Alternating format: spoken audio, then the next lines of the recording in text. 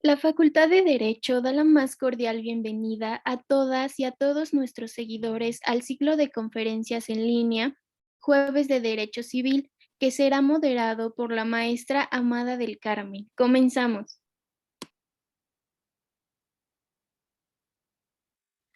Buenos días a todos. Estamos el día de hoy cerrando nuestra tercera temporada de Jueves de Derecho Civil.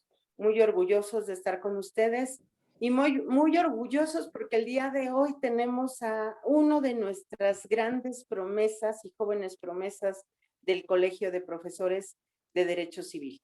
El día de hoy estaré compartiendo con ustedes, toda vez que el maestro Miguel Ángel, por razón de su trabajo, no podrá estar con nosotros. Y es un honor para mí poder estar con ustedes de nueva cuenta. Maestra Yadira Huerta y maestro Marco, bienvenidos al programa del día de hoy. Les cedo el uso de la palabra a nuestra secretaria del colegio. Buenos días. Hola, ¿cómo está? Buenos días, maestra Amada del Carmen Gaitana Redondo, amiga con la que estamos jueves a jueves aquí tratando, bueno, yo en lo particular, tratando de, pues, de estar al pendiente, agarrarle el hilo, ¿verdad?, a cada una de las pláticas de cada uno de los excelentes ponentes que nos acompañan todos los jueves y que además nos brindan muy amablemente, muy entusiastamente, pero sobre todo y lo más importante, con amor, cada uno de los conceptos que nos abordan, que nos explican en los jueves de Derecho Civil. Y digo con amor porque ahorita platicando, antes de entrar al aire, como dicen, con el licenciado Marco Antonio Ramírez González, se expresó de una manera tan linda de la facultad como cada uno de nosotros, de los integrantes, de los estudiantes, de los maestros, de la comunidad que formamos parte de esta gran casa de estudios. Bien, pues como siempre lo hacemos, maestra Amada, damos las gracias al director, a nuestro director de la Facultad de Derecho, el doctor Raúl Contreras Bustamante, por supuesto, al presidente del Colegio de Profesores en Derecho Civil, el maestro Miguel Ángel Beltrán Lara, que como ya lo anticipaba la maestra Amada, pues no puede estar con nosotros, pero les manda muchos saludos, ¿verdad? Y sobre todo a nuestro ponente del día de hoy, licenciado Marco Antonio Ramírez González, con quien he tenido la suerte de compartir, intercambiar conceptos en la materia que hoy va a abordar. El tema que va hoy a abordar es el derecho familiar en el siglo XXI. Y antes de darle el uso de la voz al maestro Marco Antonio Ramírez, no debo dejar de lado, y por supuesto agradezco a la maestra Lorena Arredondo, a Alicia Reyes, que siempre nos están acompañando de CIDE. Muchísimas gracias por apoyarnos y por estar con nosotros. Bien, nuestro exponente del día de hoy, el licenciado Marco Antonio Ramírez, es licenciado en Derecho con mención honorífica por nuestra Casa de Estudios. Es especialista en Derecho Familiar. Hemos estado juntos en el posgrado, maestro Ramírez. Entonces, bueno, la realidad es que también es catedrático de nuestra Casa de Estudios, imparte Derecho Civil y Derecho Familiar en esta facultad y ha impartido distintas conferencias y entrevistas, tanto televisivas, también radiofónicas, y ha escrito diversos artículos enfocados a nuestra materia, maestro Ramírez, al derecho familiar. Pues es un placer volverlo a ver y le doy el uso de la voz. Bienvenido. Pues con esta presentación, inmerecidas palabras, queridas maestras, para mí es un orgullo, un placer, un privilegio y sobre todo una cualidad honrosa el poder estar aquí en este Jueves de Derecho Civil que hoy cierra su tercera temporada. Para quienes hemos tenido el gusto que nos escuchen, el día de hoy se cumplen más de 420,000 reproducciones y más de 30 horas de transmisión. Y afortunadamente por los enlaces tecnológicos y de redes sociales hemos podido llegar a esferas nacionales e internacionales. Como bien me han hecho el favor este preámbulo, de presentarme. Agradezco de igual forma al director, el doctor Raúl Contreras Bustamante, a nuestro secretario general, el maestro Ricardo Rojas Arévalo, también a nuestro querido presidente, el presidente del Colegio de Profesores de Derecho Civil, al señor notario Miguel Ángel Beltrán Lara, también a la secretaria general, a la maestra Yadira Aide Huerta Reyes, quien, como ha expresado, yo tuve el privilegio de haber sido su alumno en el posgrado. Y le decía igualmente hace unos momentos que todo lo que voy a decir ahora es responsabilidad de la maestra, porque con su autoridad intelectual hemos, como dice, podido compartir impresiones y eso ha podido afinar el pensamiento, afinar la apreciación jurídica de quien va a exponer en breve. También a la abogada de la universidad y de la facultad, a la maestra Amada del Carmen Gaitana Redondo, y quien también es parte fundamental, la piedra angular para poder llegar a todas y todos ustedes en este enlace, a la maestra Lorena Redondo Alicia Reyes. Con este privilegio, como he dicho, y siempre apelando a Ortega y Gasset, que la obligación del bien ha sido ser agradecido, y a todas y a todos que nos escuchan, el tema que para mí me concierne expresar es un tema que ha sido en todas las latitudes, en todos sus efectos y sus circunstancias, si bien polémico, se ha construido a base de mucha percepción jurídica y también de una realidad social en la que todas y todos formamos partes en nuestro país, que es el derecho familiar. Pero no solo el derecho familiar tal cual, sino en un contexto muy importante que es en el siglo XXI. ¿Por qué he expresado esta ponencia en el siglo XXI? Porque, como hemos podido apreciar, el derecho familiar y sin igual todas las normas jurídicas evolucionan, cambian de acuerdo al contexto en el cual se encuentran. Y en el derecho familiar, prácticamente en nuestra era, en nuestro tiempo, en el siglo XXI, en el 2021 hasta ahora, ha tenido cambios significativos, ha tenido revueltas, revoluciones sociales e intelectuales que han podido apreciarse de una forma muy particular. Por decir alguna, por ejemplo, hace unos días, quienes nos escuchan seguramente podido seguir estas discusiones, hablar de lo polémico, lo trascendente que es la maternidad subrogada, sustituta, gestante, el arrendamiento de vientre, que en nuestro país se ha regulado y que inclusive dentro de las máximas esferas jurisdiccionales de nuestra nación ha llegado la intención de poder argumentar, de poder decir, sin dar un juicio de valor, pero hasta los avances de la ciencia médica llega ahora el derecho familiar. Pero partiendo, por ejemplo, de un adagio, hablando de la maternidad gestante, desde los proverbios romanos, decían ellos, mater semper certa est, la madre siempre es cierta por el hecho del nacimiento. Eso hace más de 2000 años y hoy ha cambiado consistentemente, por ejemplo, la maternidad subrogada o la reproducción in vitro, in vivo, que eso va a generar que un producto después de 9 meses nazca y que al nacer tendrá ya personalidad jurídica y tendrá relaciones familiares. Y al tener relaciones familiares hay deberes, derechos, obligaciones que cumplir, porque aquí también es muy importante acotar que el derecho familiar en el siglo XXI es de orden público e interés social, es decir, son normas impuestas unilateralmente por el Estado que nosotros gobernados debemos aceptar y cumplir sin protestar en el siglo XXI. Pero también algo de lo que el derecho familiar da por qué hablar en la actualidad, de lo que en sus modificaciones y su evolución necesaria ha podido adecuarse a lo que hace meses o un mes, festejando la diversidad de preferencia sexual. Hoy es una realidad que se permite en más de 19 estados de la República que 2 personas del mismo sexo puedan casarse. Sea cual fuere el pensamiento particular, lo que hoy es y lo que ha dicho la Suprema Corte de Justicia de la Nación, que los códigos civiles o familiares que no permitan que 2 personas del mismo sexo se casen son, a la luz de la Corte, inconstitucionales porque discriminan por preferencia sexual y el artículo 1 de nuestra Constitución, un derecho humano fundamental que tenemos todas y todos los mexicanos, es a no ser discriminados por las normas. Eso es el derecho familiar en el siglo XXI. También, por ejemplo, cuando la Corte, y se hizo modificaciones importantes en nuestra era, en el año 2008, se derogaron las causales para divorciarse. Esto quiere decir que antes, para divorciarse, debía expresarse las hipótesis que regulaba el Código Civil para que una persona disolviera el vínculo matrimonial con su pareja.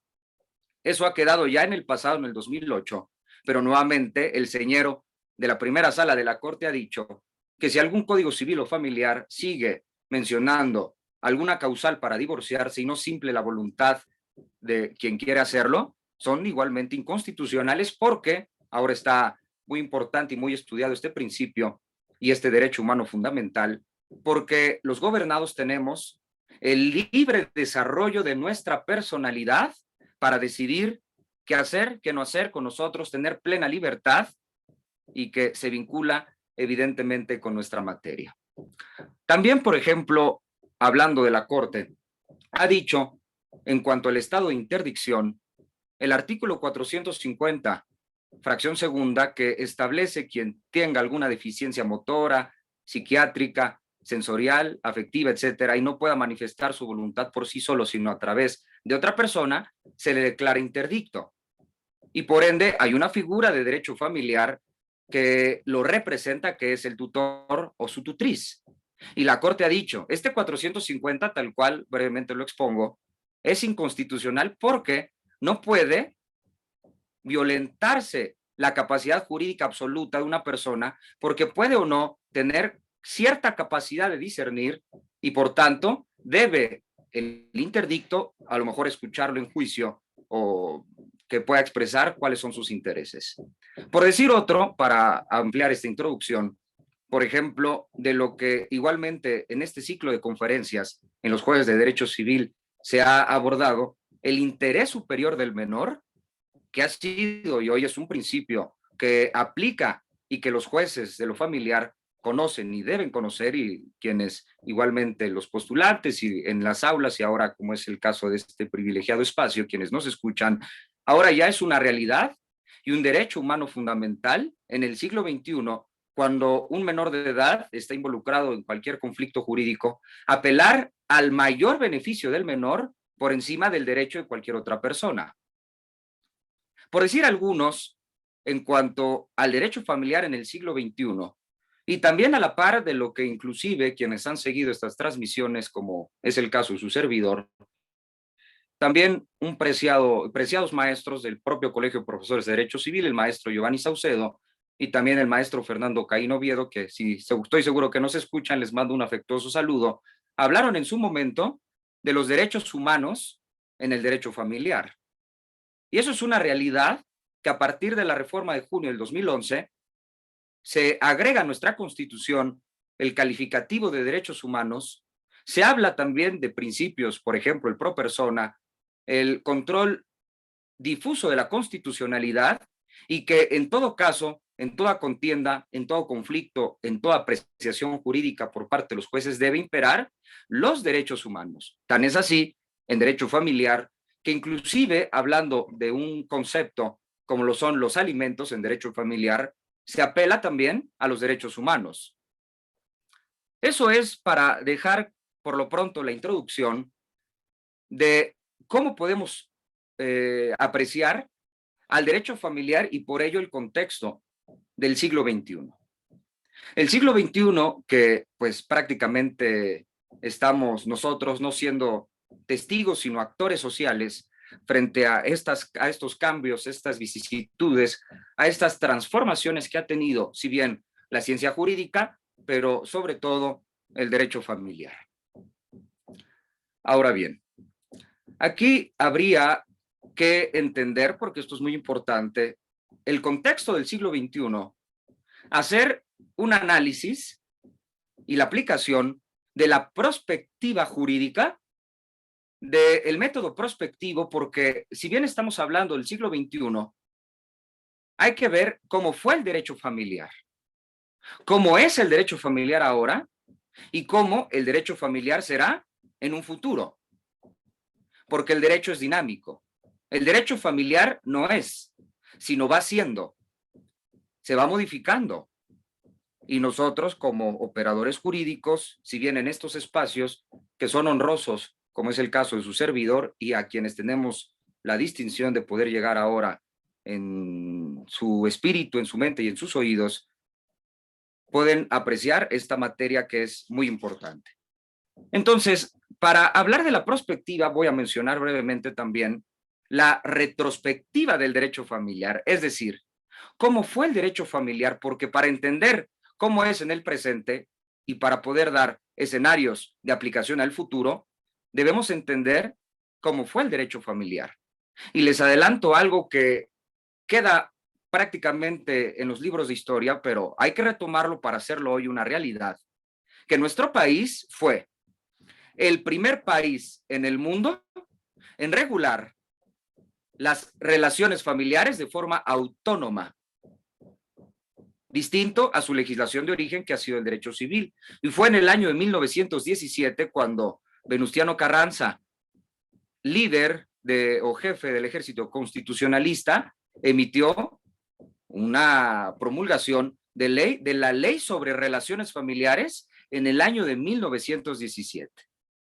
Hoy, esto es muy importante también saber, existen en nuestro país 8 códigos familiares que comienza particularmente, porque esto es muy importante tenerlo presente, empiezan en el estado de Hidalgo en el año de 1983, posteriormente al estado de Zacatecas en el 86, en Michoacán en el año 2004, en Morelos en el año 2006, en San Luis Potosí en el año 2008, en Sonora en el año 2009 y Yucatán y Sinaloa respectivamente en el año 2012 y en el año 2013.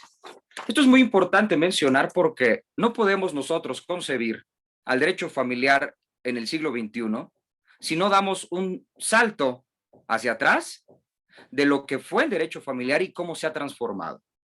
Que esto ha sido un reto apreciativo en cuanto a las relaciones familiares, porque apelando también a una frase inmortal de Mark Bloch, un historiador que establece que la incompatibilidad del presente nace fatalmente de la ignorancia del pasado, pero no es quizás menos vano esforzarse para comprender el pasado si no se sabe nada del presente. El derecho familiar, como ustedes pueden apreciar y como escuchan, ha cambiado. Hoy es prácticamente una realidad de lo que frente estamos nosotros en presencia de esta norma significativa y como dije, estas ideas si bien han nacido en las aulas y yo teniendo el privilegio de haber sido el alumno de la maestra Yadira, que la libero de toda responsabilidad de lo que yo pueda decir, salvo la que emane de su ejemplo, por lo que el imperio y también la maestra Amada que ha dedicado su vida también a esta materia, maestra de Derecho Familiar, de igual forma como la maestra Yadira, y que nosotros hemos podido apreciar de una forma significativa el derecho familiar en todas sus vicisitudes, porque aquí hay que también hacer énfasis, lo que en breve comentaré también en cuanto a su naturaleza jurídica y su autonomía de esta materia significativa, porque hoy pienso yo, y eso es un comentario personal, pudiera ya estar superado la contienda de si es civil o familiar o cualquier otra rama, sino lo que se encarga en regular el derecho familiar es el núcleo primordial de la sociedad, que es la familia, la cuna de futuras generaciones, los niños, las niñas, los jóvenes, los adultos mayores, las madres solteras, quienes quieran casarse, quienes tengan una relación de concubinato, inclusive los discapacitados, quienes están en estado de interdicción, y ellos son integrantes de una familia. Hoy, por ejemplo, retomando el tema del siglo XXI, no me dejarán mentir mis queridas maestras, que no pudiéramos hablar en el siglo XXI de la familia en México, sino en plural, las familias mexicanas y en el mundo. A veces se preguntan y en foros o en aulas o en libros, pues si estamos hablando de las familias, ¿cuántas familias existen en nuestro sistema jurídico? En el siglo XXI, por supuesto. Aquí he creado una fórmula muy interesante, sobre todo aplicando la teoría general de la naturaleza jurídica que en nuestro derecho civil mexicano y familiar existen tantas familias cuantos actos jurídicos, hechos jurídicos o hechos materiales pudieran originarla en el siglo XXI. Hemos dejado atrás la tradición, por ejemplo, de la familia monogámica, sindiásmica, punalúa, de los hawaianos, que, pues, como he dicho, sirve como introducción histórica para entender el derecho familiar actual, pero a este honorable auditorio pudiera yo preguntarles, quienes nos están escuchando y que además también de este ciclo de conferencias nos permiten hacer la siguiente reflexión. Una persona que no pueda tener hijos, una mujer, y se insemina artificialmente, no hay papá, se insemina artificialmente, va a un banco de espermas, se insemina artificialmente, en 9 meses nace el producto, ¿eso es familia? Sí. ¿Eso es un hecho jurídico? Sí. Dos personas que viven más de 2 años, dice la ley, del mismo de diferente sexo generan lo que se conoce como concubinato, ¿eso es familia? Categóricamente pudiéramos nosotros advertir que sí. Una persona o una pareja del mismo de diferente sexo que por alguna u otra razón no pueda tener hijos y hace el procedimiento de adopción y adoptan, ¿eso es familia? Sí. O dos personas del mismo sexo, de diferente, que se casan, adquieren la calidad jurídica de cónyuges, ¿eso es familia? También. Y empleamos esta fórmula porque si pudiera en un futuro hablar de algún otro acto jurídico, hecho material o hecho jurídico que pudiera generar un vínculo familiar, estamos en presencia de familia. Por ejemplo, en el año 2006 se creó, en el siglo XXI, cuando todavía no era aceptado el matrimonio entre personas del mismo sexo, lo que en México todavía sigue regulado, pero un poco obsoleto por su práctica, la sociedad de convivencia en la Ciudad de México. Pero eso es familia, los convivientes, con el tecnicismo jurídico, nosotros nos atrevemos a decir que sí, porque ha cambiado, como ustedes pueden apreciar. Y también, hablando de la historia, porque la huella dactilar de nuestra procedencia no es de ayer, sino desde los albores de la propia humanidad. La familia ha estado presente, inclusive hay en otras ciencias quienes hablan que antes de la sociedad y del Estado y del derecho, estuvo la familia y está la familia. El individuo actualmente concibe sus relaciones sociales, axiológicas, de jerarquía, etcétera, en la familia. Decía Aristóteles, el humano es un son politikon, un ser sociable, un ser comunicacional, un animal, pues partiendo del instinto del propio filósofo griego, pero también de la racionalidad de poder conjuntarnos para subsistir, y si cesa la subsistencia y nos seguimos quedando, decía el propio Aristóteles, quedamos por voluntad, por un consentimiento social, y se crea la familia. Y las familias crean la sociedad, y la sociedad crea el Estado, y el Estado crea el derecho. ¿Pero de dónde se partió? De la familia. ¿Cuán importante será hablar de una regulación de la familia, de las familias mexicanas, de la cuna de las futuras generaciones? Pero como he dicho, esto no es francamente actual, sino viene partiendo, para hacer justicia histórica, a quien fuera un italiano, Antonio Cicù, que en el año de 1914, con su tesis de doctor para adquirir el grado de doctor en la Universidad de Bolonia, la Universidad de Bolonia, una de las más antiguas del mundo, fundada en el año de 1085, él incidió en el derecho familiar, hablar de il diritto di famiglia, que se expresa el derecho de familia, en su tesis de doctor, vinculando en dónde vamos a encontrar al derecho familiar. Si apegado a las normas de derecho civil o apegado a las normas de derecho público. Porque si bien es cierto, y por ejemplo en las aulas les digo a mis alumnos, no hay acto más privado que el matrimonio. No hay acto que la autonomía de la voluntad haga que dos personas vayan con el juez del registro civil. Yo, a motivo de mofa, les digo, pues el juez del registro civil les dice, ¿están seguros que quieren cometer este error? Pues adelante. Y dicen, pues sí, aceptamos. Autonomía de la voluntad. Hasta ahí termina. Decir sí. No decir sí, punto y coma, pero no. Es decir sí. Y después el Estado te demuestra el catálogo de deberes, derechos y obligaciones que tienes, y el calificativo correcto sería debes cumplir, aceptar, sin protestar, porque si adquieres la calidad de cónyuge, hay derechos, obligaciones y deberes que cumplir, cualquiera que pudiera enmarcarse en el derecho familiar. Pero lo comento porque esta revolución intelectual del derecho familiar para proyectar en una realidad actual no fue ni siquiera de ayer, sino del 2000, sino de 1914 con este jurista italiano Antonio Cicù, que le precedió después su discípulo Roberto de Ruggiero a hablar. Fíjense, esto es muy interesante, quienes tenemos el gusto que nos escuchen, porque después de Cicù, otro italiano, Roberto de Ruggiero, habló en su tesis de doctor también, de igualmente hablar de la naturaleza jurídica, sobre el interés superior de la familia. He dicho hace unos momentos el interés superior del menor. Aquí, sin escatimar sobre todo el beneficio y protección a los niños y las niñas, los niños también forman parte de una familia. Que sin escatimar, insisto, pero sobre todo instar a la reflexión, pues los niños forman parte de la familia. Habría que hablar también del interés superior de la familia, como en su momento, ya prácticamente el siglo pasado, habló Roberto de Ruggiero. Pero lo comento porque ha sido el señero, la punta de lanza para que hoy, como ustedes pueden apreciar, inclusive el calificativo de esta ponencia sea derecho familiar. Una norma ya superada, inclusive pudiéramos hablar también categóricamente con el respeto intelectual de este gran colegio, de que hoy el derecho familiar ha alcanzado una mayoría de edad frente a la materia que le dio origen.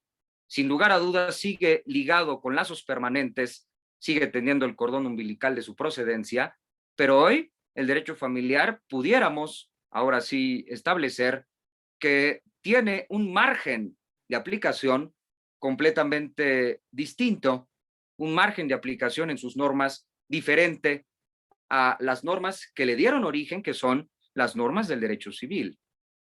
Esto dentro de la apreciación de su servidor, porque pues ha tenido gran trascendencia esta materia, y como ustedes pueden escuchar, en el siglo XXI, pues no es cosa menos hablar del producto en el seno materno que nace a través de una maternidad sustituta, de que una persona rentó su vientre, nace el bebé. ¿De quién es el bebé? De la madre gestante, de quienes rentaron. Como civilistas, hablar, por ejemplo, si el vientre puede ser objeto materia de un contrato, puede ser física, jurídica, comercialmente posible, puede ser objeto que la autonomía de la voluntad decida, pues yo quiero rentar el vientre y yo acepto, y si nace y después de los 9 meses me los das como si fuera un producto o un fruto natural de acuerdo a las reglas del derecho civil, evidentemente no, pero la base es el derecho civil. Y con ello también ha fungido, a lo cual también dentro, inclusive en el propio plan de estudios, la incidencia de también miembro de este colegio de profesores de derecho civil, el doctor Huitrón, a partir del 64, 1964, igualmente su tesis de doctor, que consideró el derecho familiar como una rama autónoma por todas estos razonamientos que se han dicho. Pero también hablar esto en cuanto a su naturaleza jurídica. Pero lo que quiero constatar es, esto es la base, el preámbulo, la introducción para entender cómo es en el siglo XXI. Porque hemos dicho, por ejemplo, como lo dice la norma, que si tú ya se ha transformado el concepto de matrimonio, evidentemente, antes era el sentido de la procreación entre un solo hombre y una sola mujer, y que hoy se permite necesariamente, si dos personas del mismo sexo quieren casarse, que lo hagan, o bien si un código civil o familiar se los prohíbe, la Corte ha dicho que eso es inconstitucional, porque eso es de orden público, interés social. Esos son un conjunto de normas jurídicas impuestas unilateralmente por el Estado, y que si tú código civil discriminas o código familiar lo haces, eso es violatorio a derechos humanos fundamentales que se relacionan al derecho familiar. Si bien también con otras ramas jurídicas, pero podemos constatarlo, podemos apreciarlo tangiblemente en el derecho familiar. Y como rama o ciencia jurídica autónoma también es muy importante referir, porque igualmente a la historia, cuando hace tiempo uno de los grandes juristas, Guillermo Cabanellas, estableció criterios para definir la autonomía del derecho laboral frente al derecho civil, y eso aplicando al derecho familiar, podemos decir que hoy, aplicando los criterios del maestro Cabanellas, hoy el derecho familiar cumple el criterio legislativo porque hay normas, o cuando menos en nuestro país, 8 códigos familiares, los que ya he mencionado, que regulan el derecho familiar de forma autónoma. Hay cátedras con el criterio didáctico de derecho familiar, inclusive el programa de posgrado de nuestra facultad abre la especialización en derecho familiar y materias de derecho familiar, tesis de derecho familiar, que en esta enseñanza a partir del año 1993 en nuestra Facultad de Derecho se enseña de forma distinta el derecho civil y el derecho familiar. También el criterio científico, que hay libros, ustedes pueden constatar la gran proliferación bibliográfica en esta materia, y sobre todo también el último y cuarto criterio de Guillermo Cabanellas, el criterio jurisdiccional, que también esto es muy importante incidir en nuestro derecho familiar en el siglo XXI, que hoy es superado. En el año de 1971, siendo presidente Luis Echeverría, creó los primeros juzgados familiares en la Ciudad de México. Hoy, una realidad tremenda que podemos decir que la Ciudad de México tiene el Tribunal Familiar, o uno de los más grandes del mundo, porque en Avenida Juárez está un edificio que tiene 42 juzgados ordinarios familiares, 10 juzgados de oralidad y 5 salas que conocen en alzada de derecho familiar. Y este criterio jurisdiccional evidentemente está superado. Pero de lo que quiero sembrar en ustedes la reflexión, y con eso prácticamente será hasta culminar la mera conferencia, ¿cómo es posible, por ejemplo, en nuestro siglo XXI, que tenemos en la Ciudad de México el mejor tribunal, o si no el más grande, de derecho familiar, y nuestras normas de derecho familiar las seguimos regulando en un código civil? Inclusive grandes exponentes de nuestro colegio han participado, han expresado sus criterios, sus apreciaciones jurídicas, y con la necesidad de crear un código familiar para la Ciudad de México. Teniendo tribunales, teniendo toda esta historia que hemos comentado, sería lo idóneo, porque si no caeríamos en la ironía de prácticamente ser los exponentes, como dije, y esto es muy importante acotarlo, que como país fuimos el primer país que reguló de forma autónoma el derecho familiar en el año de 1917. Específicamente el 9 de abril de 1917 se creó la Ley sobre Relaciones Familiares. Y hoy, pues habría que dar un nuevo ciclo de conferencias para hablar de un código familiar, pero es parte de esta intención. Pero agregado también a estos criterios de autonomía, también es muy importante mencionar a el maestro José Barroso Figueroa, que en paz descanse, que igualmente formó parte de nuestro colegio, agregó 2 criterios importantes a esta apreciación del derecho familiar, que es el criterio institucional, porque como ustedes pueden escuchar, el derecho familiar tiene instituciones propias muy adecuadas a sus circunstancias, distintas a otras ramas jurídicas, y también, por último, el sexto criterio, el criterio procesal, que es muy importante también saber que eso es la realidad del siglo XXI del derecho familiar, que de acuerdo al Código de Procedimientos Civiles, en su artículo a partir del 940 en adelante, habla de los conflictos y las controversias de derecho familiar, la inmersión casi oficiosa, si no es que inclusive hasta más, del propio juez de lo familiar para poder verificar un caso concreto. Hemos dicho ya el interés superior del menor, apelar a principios que en su siglo pasado, antepasado, ni siquiera pasaba por la mente de los grandes juristas, pero que hoy son ya una realidad que es aplicable y que va cambiando la apreciación a este derecho familiar en el siglo XXI. Bueno, brevemente, hay muchas circunstancias, no sé, el tiempo, querida maestra Yadira, o su micrófono, maestra.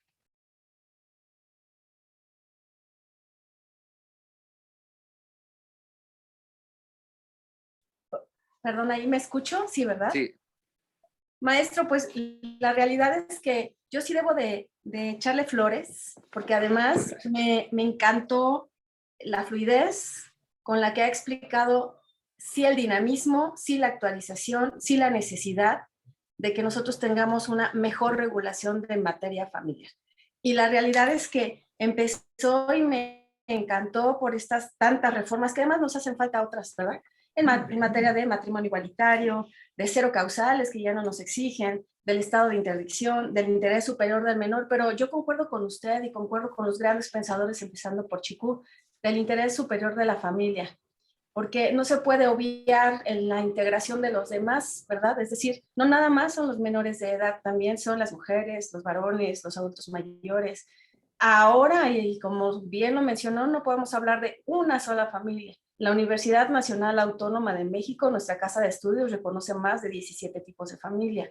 Ya podemos hablar de la familia interespecie, en donde ya, pues, ¿verdad? Hablan de perrijos, gatijos, periquijos, bueno, ahí ya metemos todas las especies. Ya fuimos excesivos, ¿no? Esa clasificación Sí, ¿no? trabajan mucho en servicios, en trabajo social. Trabajo social, es correcto. Trabajo social y en este caso sí tuvimos por ahí un curso en donde se hace constar que definitivamente ese tipo de familia pues no es tan aceptable, no es familia, pero efectivamente hay quien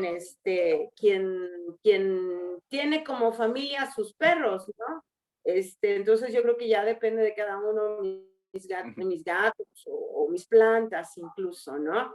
Pero sí, ya yo creo que hay tantas familias como seres humanos hay en este mundo. Esa es la realidad. Es una cuestión, maestros, muy importante que tendríamos que considerar, ¿no? Que ya no, efectivamente ya no hablamos de familias y que el derecho familiar ha cambiado. Marco, yo tengo que volver a felicitarte. Excelente maestra. Se nota su mano, ¿no? Sí. Se nota francamente su mano y el que nuestros jóvenes vean la importancia que reviste la familia para el desarrollo del ser humano resulta ser un punto muy importante que nosotros tenemos que considerar. Un ser humano, desde que nace en una familia, ¿sí?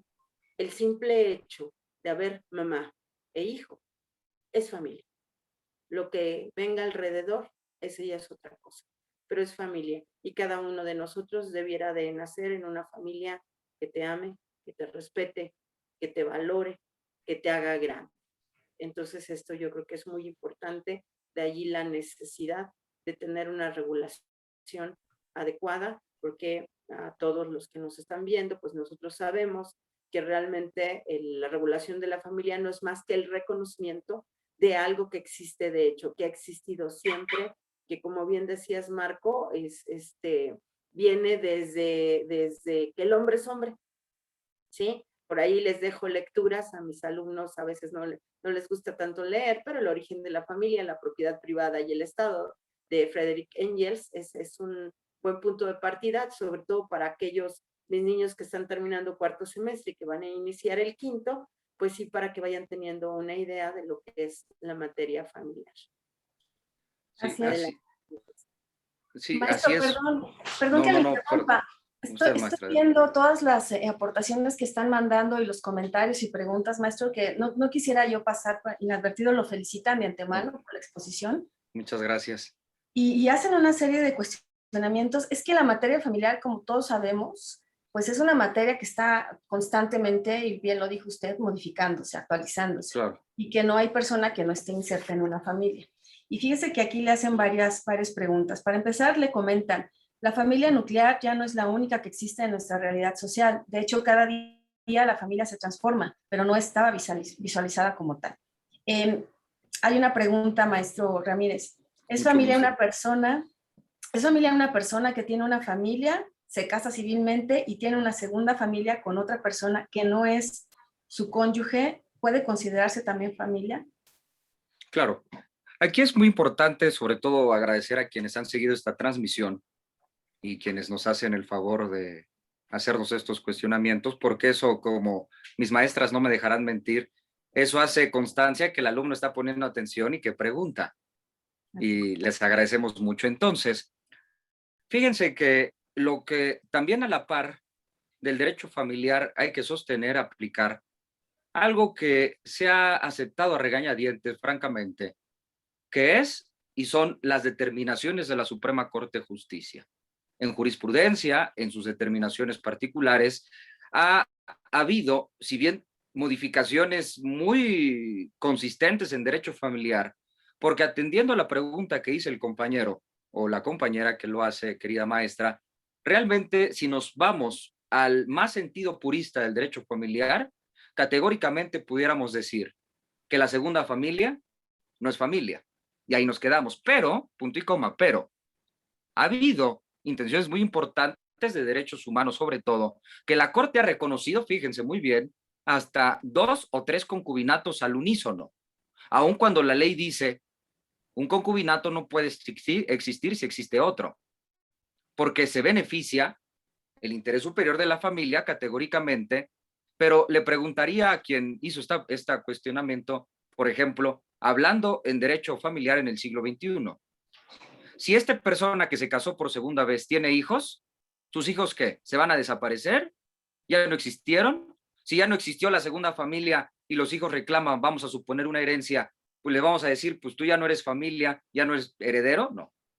Y si la señora pudiera en algún momento, tratándose de un varón, que tenga una familia y después otra, y la otra familia o la otra esposa o esposo intenta acciones de alimentos, le podemos decir categóricamente, pues tú ya no eres familia porque el señor estuvo casado, sí, vivió contigo 30 años, pero cuando estuvo contigo 30 años nunca se separó y tenía su otra casa, y pues ¿sabes qué? De acuerdo a las normas de derecho familiar, pues no hay concubinato y pues muchas gracias por participar. La Corte ha sido señera en su primera sala al decir, no, no, a ver, vamos a replantear todo esto porque al final, como bien expresa quien nos hace el favor de preguntar, el dinamismo del derecho familiar y lo que no podemos nosotros apreciar el derecho familiar tal cual como lo dice la propia norma, sino el derecho familiar tiene una calidez, como bien dice mi querida maestra amada, que no es pleonasmo, querida maestra amada, es su nombre de pila, que el derecho familiar trata, como bien dice la maestra, a individuos, a familias, y decir a regañadientes y a rajatabla, pues tú no eres familia, es muy complicado. El caso concreto, como la Corte lo ha llevado así, parece que le da vida al derecho familiar y esto da una pauta muy importante para plantear la siguiente reflexión a este honorable colegio, a quienes tenemos también el gusto que nos escuchen. Si hemos dicho ya que el derecho familiar ha sido dinámico, que en la Ciudad de México somos parte de uno de los mejores tribunales del mundo, cuando menos en lo grande, de derecho familiar, pero no tenemos código familiar que aplique en la Ciudad de México. Aplican en otros estados porque aquí también habría que precisar que el derecho familiar es local. Quienes nos escuchan, esto quiere decir que hay, por ejemplo, en México, 32 formas distintas de casarse, 32 formas distintas de divorciarse, porque hay 32 estados de la República, aun cuando también guardan una similitud importante, pero quienes han apreciado esta materia con mayor profundidad saben que pues, si quieres divorciar a uno en Chihuahua, tienes que revisar el Código Civil de Chihuahua, porque no tiene código familiar. Y en la Ciudad de México, el Código Civil de la Ciudad de México. Pero si intentáramos hacer un código familiar para la Ciudad de México, por ejemplo, con todas las aportaciones que se han dicho, como estas inquietudes, me atrevería yo a decir, sin temor a equivocarme, que si se promulgara un código familiar en la Ciudad de México, sería el código familiar más adelantado del mundo, con la apreciación de grandes expertos como son parte de este colegio y también de otros expertos en otras instituciones, incidir para mejorar, para mejor regular, para proteger, como hemos dicho y lo aceptamos completamente, al núcleo primordial de la sociedad. Es esa parte, maestra Yadira. Sí, muchas gracias. También en relación a la maternidad subrogada, maestro Marco Antonio, hay quien pregunta, creo que, no, más bien comenta, creo que en estos temas preferiría el concepto de otra gran maestra que pertenece a nuestro colegio, la doctora Claro. Raquel Contreras, al hablar de contrato de prestación de servicios gestacionales, en lugar de llamarlo arrendamiento de vientre. Sí, sí, muy interesante esa parte, pero habría que agregar, querida maestra, perdón que le interrumpa, Sí, sí, si el vientre es objeto materia de un contrato, así es. sí puede ser física, jurídica y comercialmente posible el que yo diga, pues yo te lo rento, claro. Inclusive partiendo de la investigación que se ha ido muy pendiente la doctora Raquel, ha dicho algo que a mí me ha llenado también de mucha motivación porque dice la maestra que, pues, si bien o mal, o un juicio de valor, no podemos dejar de regular la maternidad subrogada porque el derecho debe de regularse. La salida no es, como no se puede, no lo regulo, no. Más bien, como se puede y es una realidad, hay que regularlo con nuestra apreciación jurídica y como bien dice la maestra, la doctora Sandra Raquel, con toda su autoridad intelectual, a la apreciación de la doctora y comparto seriamente, pues a lo mejor adecuarlo a una prestación de servicios de gestantes, como usted dice, pero sí, así es correcto, maestra. Le hago un último comentario antes, maestra Amada, yo creo que también tienes por ahí algunos otros. Dice otro de nuestros pues, que nos escucha, aún teniendo un código familiar por cada una de las entidades federativas, los legisladores tendrían que tomar en cuenta los usos y costumbres de cada una de las entidades que tanto afecta al derecho civil y familiar. Esta consideración debe de tomarse al momento de dictar alguna sentencia. Claro.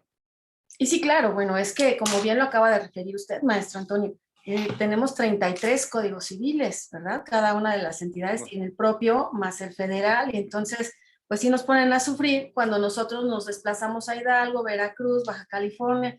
No son las mismas ideas, aunque seamos un país y todos somos iguales y todos tenemos Claro. los mismos derechos subjetivos, claro que cada uno en cada una de las regiones tiene sus usos y costumbres. No es lo mismo Tierra Caliente, ¿verdad?, que Monterrey. Bueno, ahí ya estaríamos hablando de distintos tipos de criterios, de costumbres Claro. y por supuesto de familias. Maestra Amada, es que hay muchísimos comentarios. Ay, bueno, perdón, voy a leer otro. ¿Se puede interponer queja ante el Consejo de la Judicatura por la falta de acuerdos de interés superior del menor en la substanciación del juicio de alimentos? Bueno, aquí habría que agregar, maestra, bueno, el recurso de queja aplica por la falta de percepción jurídica, por negligencia por parte de los jueces y obviamente el Consejo de la Judicatura sanciona a los jueces que no aplican el derecho como debe de aplicarse y la respuesta sería sí, en efecto. Si se le agrega y se le apela en un caso concreto el interés superior del menor y el juez hace caso omiso, aquí sus superiores sancionadores sería el Consejo de la Judicatura y pudiera, por supuesto, interponerse este recurso, maestra. Bueno, Sí. ¿a quién hizo la falta? Que además me atrevería a agregar, maestros, salvo su mejor comentario, por supuesto, que ya los jueces en materia familiar, por lo menos en la Ciudad de México, que tenemos 52 jueces, 42 tradicionales y es en oralidad, pues todos han estado actualizándose, son personas que tienen conocimiento en la materia familiar y que muy difícilmente van a hacer a un lado el interés superior del menor. Claro que obviamente imperan dos principios, el principio de oficio, el principio de oficiosidad, pero también tenemos el principio de instancia de parte, es decir, como dicen, ¿verdad? Coloquialmente, si uno no pide, Dios no lo oye. Entonces, pues también hay que solicitarlo en juzgados, ser muy puntuales, saber cuál es el derecho que se está vulnerando y así pedirlo ante la autoridad correspondiente, porque los jueces, si bien es cierto, como lo acabo de mencionar, están basados en muchos principios, pero el de oficio y oficiosidad tampoco van a llevar el asunto solo, ¿verdad? Es decir, por eso los abogados postulantes debemos y tenemos la obligación de saber establecer cuáles son los derechos vulnerados, violados, sobre todo si se trata de un interés superior del menor, porque además los que estamos, pues todos los operadores jurídicos sabemos que hay un protocolo de actuación para quienes imparten justicia cuando intervienen niños, niñas y adolescentes. Y ese protocolo es obligatorio. Es decir, todos y cada uno de los operadores, desde nosotros académicos, postulantes, ¿verdad? Jueces, todos los que tengan que, trabajadores sociales, psicólogos, todos los que intervengan en un juicio en donde haya niños, niñas y adolescentes, no a ver si pueden, están obligados a conocer ese protocolo. Entonces, yo me iría un poquito más para atrás, maestro Ramírez, ¿no? Hay que tener conocimiento de esto para entonces sí ya vemos qué tipo de recursos se lleva a cabo en contra de la autoridad. En efecto, maestra. Maestra Amada, perdón. Sí, y también yo creo que aquí agregar que nosotros como abogados postulantes no estamos haciendo nuestra labor. Es muy sencillo aventarle al juez, que el juez haga todo, ¿no? perdónenme, si su abogado le sale, pues es que el juez no hizo su labor, habría que preguntarse qué parte de la labor no hizo el abogado. Porque si yo hago mi labor y yo hago una fundamentación adecuada, ¿sí? Entonces el juez no puede negarse a hacer una aplicación también exactamente adecuada. Estamos hablando de seres humanos, sí, que podemos llegar a equivocarnos también y que en algún momento pues también tenemos recursos a nuestro alcance, sí. Pero aquí tenemos que ver que los juzgados familiares, porque efectivamente tenemos un monstruo, le llamo yo, a lo que es todos los juzgados familiares, por la carga de trabajo tan importante que tienen. Realmente estamos excedidos porque nosotros como familia no estamos utilizando, y aquí voy a hacer otro comercial, maestra, los medios alternativos de solución de conflictos que en materia familiar resultan ser altamente importantes, porque cuando yo comienzo un procedimiento judicial, tiendo a destruir las familias. Entonces esa parte tenemos que verla muy a fondo, tendríamos que optar ya por otros medios de solución de los conflictos familiares. Y esto es parte del cambio que quizá nuestro querido maestro nos ha dejado ver a lo largo de esta charla, ¿sí? El derecho familiar ha cambiado, no 360 grados, yo creo como todavía el doble de esto. Sí nació en el derecho civil, pero creo que como me encantó eso que dijo el maestro, ya adquirió la mayoría de edad. El derecho civil sigue siendo el padre, sí, pero el hijo va a tener que comenzar a caminar con sus propios pies. Así es, esto me encantó, paténtelo, maestro, porque en adelante me voy a ocupar en mis clases de derecho familiar, me encantó. Y hablando de esto, maestro, tenemos una pregunta. Entonces, ¿existe autonomía del derecho familiar? Claro. Pudiéramos nosotros, a la apreciación, por supuesto, y sobre todo también, no imperar un juicio de valor propio, sino que a la apreciación de su servidor, categóricamente existe ya una autonomía del derecho familiar.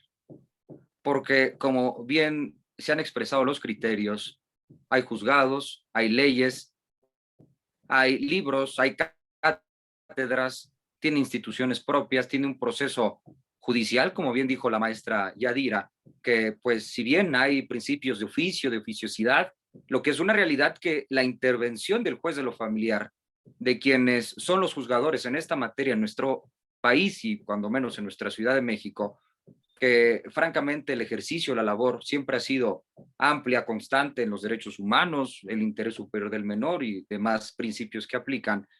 No es lo mismo un caso particular de materia civil un caso particular de materia familiar. Esa es la responsabilidad de quien expresa, como es el caso de su servidor, y poder decir que sí, categóricamente existe ya una autonomía, pero como bien dice la maestra Amada, pues no hay que perder la línea que el derecho familiar alcanzó ya la mayoría de edad, que va a seguir unido por lazos permanentes, perpetuos por toda la vida de la materia que le dio origen. Tan es así que la historia nos ha dado la respuesta también. El derecho romano regulaba el ius civile, el derecho de las civitas de la ciudad donde se encontraban todas las normas, todas, hasta el derecho penal. Se ha especializado el derecho en general.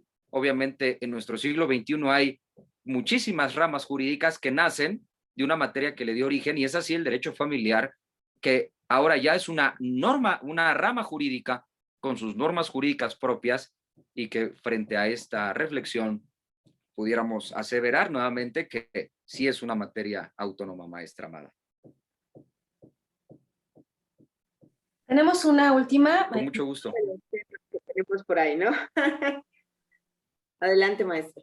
Dice otra persona, en su percepción, maestro, ¿Va en ascenso el número de familias reconstruidas o reconstituidas? De las ensambladas, me parece que se refiere. Sí, deben de Sí, ser las ensambladas o reconstituidas. Así. reconstruida, claro.